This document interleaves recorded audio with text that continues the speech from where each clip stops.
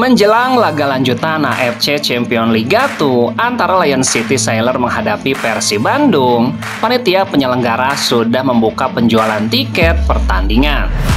Kendati demikian, Panpel hanya menyediakan 120 lembar tiket jatah untuk bobotoh atau pendukung Persib Bandung.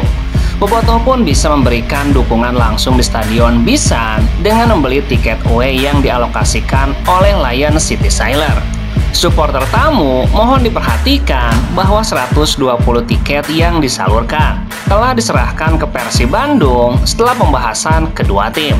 Bunyi pengumuman melalui akun resmi Lion City Sailor. Untuk mendapatkan tiket tersebut, bobotoh bisa membeli tiket away dengan cara menghubungi nomor telepon yang tertera. Dilansir dari laman penjualan Sistik, harga tiket untuk supporter away yakni $36 Singapura atau sekitar 462.000. Sementara itu, Stadion Bisan merupakan stadion serbaguna di Singapura. Saat ini sebagian besar digunakan untuk pertandingan sepak bola dan merupakan stadion kandang Lion City di Liga Utama Singapura. Stadion ini dibangun pada tahun 98 dan memiliki kapasitas kursi hanya 6.254 kursi tuntasnya.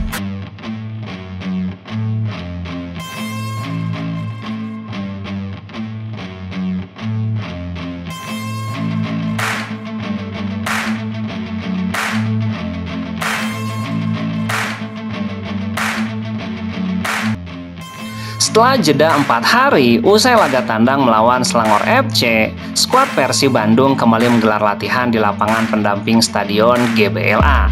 Latihan tersebut menjadi awal dari persiapan Persib menatap laga selanjutnya di Superliga menghadapi Dewa United.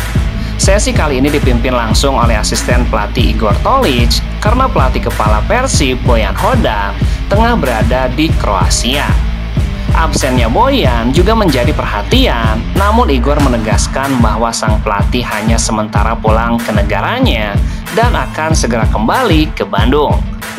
Coach Boyan sedang pulang ke Kroasia dan beberapa hari lagi dia akan kembali.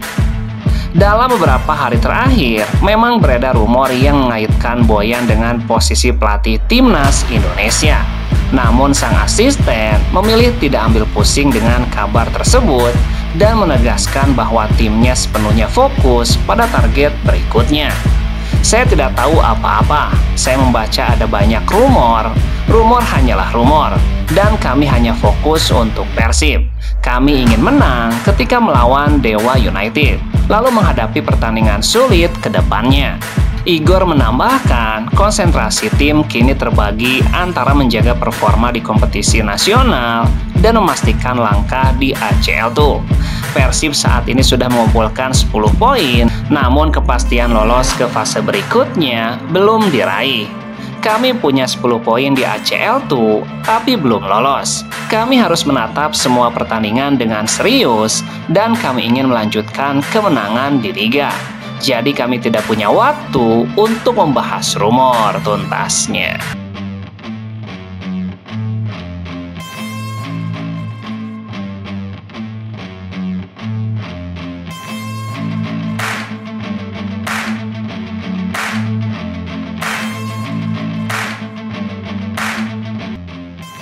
Kapten Persib Bandung, Mark Klok, tidak memungkiri bahwa situasi yang didapat timnya saat ini memang cukup beragam. Ada banyak dampak yang terasa saat Persib Bandung meraih kemenangan secara beruntun, baik di Superliga maupun di ACL2. Untuk dampak positif, Mark Klok tidak perlu menjabarkannya secara detail. Namun ada dampak negatif dari kemenangan beruntun tersebut. Mark Klok menilai dampak negatif itu mulai dirasakan rekan timnya dan cukup terlihat di laga versus Selangor FC. Meski dampak negatif itu mulai terasa, Mark Klok menjelaskan bahwa Persib selalu memiliki cara untuk mengatasinya. Namun yang menjadi fokusnya itu bukanlah cara mengatasi dampak tersebut, melainkan cara agar dampak negatif itu bisa terus diredam di banyak pertandingan. Dalam sepak bola, selalu ada masa yang bagus dan masa yang buruk. Sekarang kita ada di kondisi yang bagus, dan kita harus bersyukur dengan momentum ini. Ia menyadari dampak negatif bisa menjadi celah bagi tim lawan untuk memberikan tekanan kepada Persib. Oleh karenanya, hal ini harus segera diatasi agar permainan Persib tetap stabil saat dihadapkan dengan berbagai macam kemungkinan. Kita harus bekerja keras. Salah satu cara yang bisa meredam negatif itu, salah satunya dengan menjaga koneksi antar pemain. Hal ini sudah dibuktikan Persib ketika meraih hasil remontada di markas Selangor FC. Mungkin di babak pertama, kita di Malaysia ada rasa meremehkan lawan. Itu dampak negatif. Dan ini bahaya buat performa kami, jadi kami harus hati-hati. Tetap saling bicara dan juga masih terus bekerja keras untuk lebih siap. Apapun nanti yang datang, kita harus siap tuntasnya.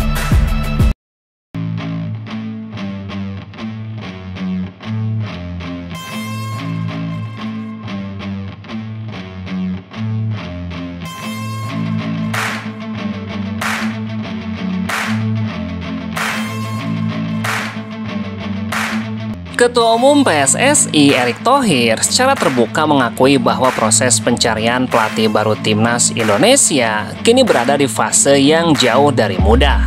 Erick menyebutkan bahwa salah satu kendala terbesar adalah bagaimana persepsi publik dan ranking Timnas Indonesia yang belum tinggi menjadi hambatan signifikan.